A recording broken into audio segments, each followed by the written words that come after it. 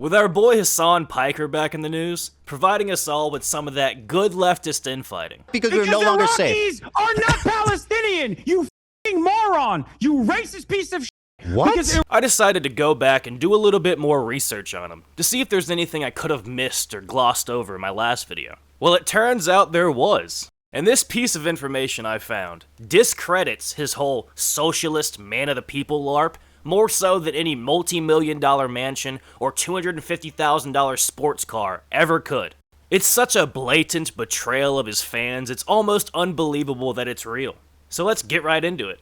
I'm sure we're all familiar with the fact that powerful people receive exorbitant speaker fees from the business elite, either as a method of legal bribery or repayment for favors they already received while the person was previously in office. The most famous example people like to point to are the Clintons, who have received over $153 million in speaking fees since they left office. These speaking engagements for the Clintons, and tons of other powerful people as I'll show you here, are booked through a business known as the Harry Walker Agency. This agency has been around since 1946 and is the sole liaison between the world's richest and most powerful men. And who else would I find on there willing to advise my business but the #1 socialist streamer online? And Hasan didn't just so happen to be put on here either. He's actually listed as one of their exclusive speakers, not some run-of-the-mill guy either. It's almost too good to be true, isn't it? The same organization that funnels money from the billionaire class to the Clintons is representing Hasan Piker and is getting him paid by billionaires to go and do speaking engagements, using modern applications to communicate with a modern audience. As once leading businesses flail in attempts to market to a disappearing audience, Hasan Piker has done the seemingly impossible, created an audience where one did not exist. Piker advises businesses, nonprofits, and progressive leaders on how to meet their customers and supporters where they are and leverage that connection for brand growth. Under the press and media section, it lists all the mainstream media puff pieces, institutions also owned by the billionaire class, mind you. How Hasan Piker took over Twitch, the New York Times. Hasan Piker just wants to have fun. How the political pundit became an internet icon. Insider. Twitch streamers want to be the political pundits for the next generation. NBC News. Hasan Piker makes massive donations to LA area animal shelters. Fox 11, Los Angeles. In spite of all of this evidence, and having it pointed out that the billionaire owners of the New York Times and several other mainstream media outlets write incredibly positive, promotional pieces on their platforms for a guy who is supposedly acting against their interest, Hasan fans will continue to play dumb and deny any overlapping incentives. If he was actually acting against the interest of the billionaire class, why would they allow what amounts to an advertisement for his live stream to appear in their publications? The followers of Hasan and Hasan himself can never square this circle. As for Hasan, he's not even an honest enough person to even approach this in good faith anyways. Just look at how he responded when he was confronted about Sam Hyde's call-out on the Adam Friedland show. Can you admit at this point that when Sam Hyde did that video, that it was very funny? No. I'm friends with you. That was very funny. I always, I had no idea who the fuck this dude was at all. I'm gonna kill you!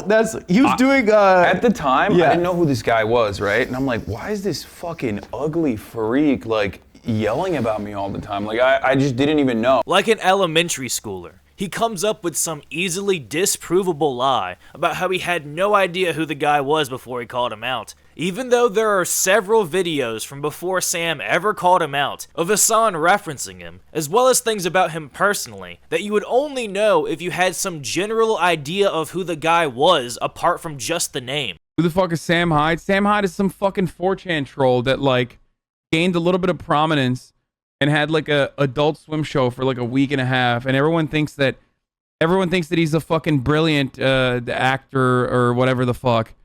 He just sucks. He literally just sucks. I like comedy. It's just some fucking random has-been who dumbass 4chaners still self-report on every time they bring him up. He had like 3 fucking funny memes, and that's it. It just goes to show that this guy's willing to lie about the most insignificant things. So of course he's going to lie about anything of consequence whatsoever. I'm sure he'll come up with some excuse for why he's listed as an exclusive speaker for this organization. Just to further nail down that it's actually him, why don't we get into the bio section of this website? Born in New Brunswick, New Jersey, and raised in Istanbul, Turkey, Hasan Piker is an American journalist, producer, activist, and ridiculously entertaining political commentator. His honesty, personality, and deep understanding of the subjects he covers makes him one of the leading political voices for millennials and Gen Z. He is known for his unique perspective on American politics, sharp analysis of trending news and culture, and ubiquitous Twitter feed. Piker's childhood in an increasingly authoritarian Turkey influences his desire to question authority and argue against an unjust status quo. He began his career as a journalist for the Young Turks, a progressive political news and opinion show, and has proven himself to be a leading figure in the American left, supporting the 2016 and 2020 presidential campaigns of Senator Bernie Sanders, and working with organizations such as Muslims for Progressive Values, March for Our Lives, and Black Lives Matter. An early adopter of the popular gaming and streaming site Twitch, Piker live streams daily to an average audience of over 20,000, making him the #1 most popular just chatting channel. This insanely high viewership also makes him one of the most watched channels across the entire platform. To put Piker's unique standing in American politics and grasp on the zeitgeist in perspective, in the run-up to the 2020 general election, he was able to leverage his platform to collaborate with Representatives Alexandria Ocasio-Cortez and Ilhan Omar for a Get Out to Vote initiative, playing the multiplayer game Among Us to a Twitch audience of over 700,000 viewers. It was exactly the type of political, yet accessible and entertaining spectacle that has come to represent Piker's brand. I love how the article pretends that Hasan was affected in any way whatsoever by the increasing authoritarianism of Turkey's government. His father was literally lobbying the Turkish government, according to Hasan himself. And this man isn't exactly open and honest about the extreme wealth and privilege he experienced as a child, or even as an adult for that matter. It also fails to mention that he only got his job in politics because his uncle owned the Young Turks, but it's about as honest and straightforward as any other piece you'll see written on Hasan by the establishment. If you watched the debate that happened between H3 and Hasan recently, I think it's pretty clear why he refuses to debate anybody who's an actual political figure. The last time I remember him debating someone who is his equivalent, he got destroyed by Nick Fuentes, who isn't exactly a genius-level political debater, if you've seen his other work. Given the fact that he already said sneakily that normal is the opposite of trans during his conversation, that his perspective is a little bigoted and maybe a little misguided too. Isn't that just definitionally correct though?